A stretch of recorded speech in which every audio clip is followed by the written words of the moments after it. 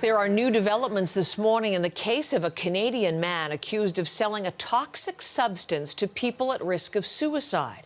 British police are now investigating 88 deaths in the UK among people who bought from websites run by Kenneth Law.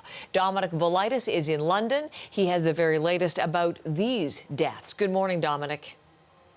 Good morning, Heather. And just to take you through the timeline of events here, the National Crime Agency, which has been described as Britain's version of the FBI, says it received intelligence back in April that a number of people here in the UK had bought products from Canadian-based websites that were selling various substances, various products to assist with suicide. Now, that intelligence, that information was then passed on to British police forces around the country, who in turn sent out officers to conduct welfare checks on those people.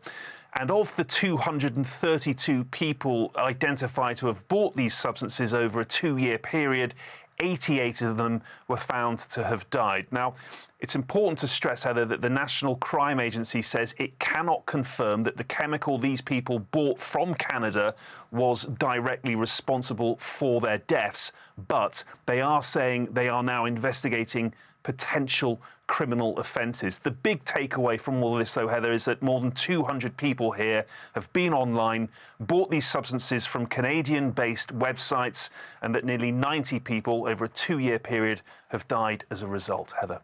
So these deaths all among people who were receiving welfare visits after they made those purchases from Canadian websites. This is part of an ongoing investigation. And how are these investigations related, Dom?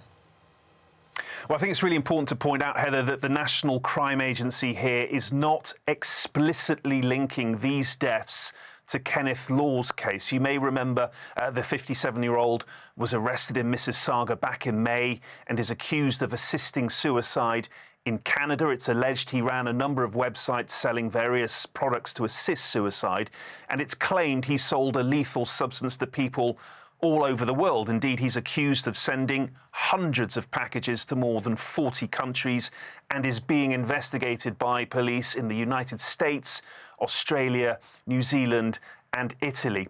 All the National Crime Agency is saying here is that Canadian authorities are carrying out their own investigations relating to deaths in Canada and that they have arrested and charged someone as a result, Heather.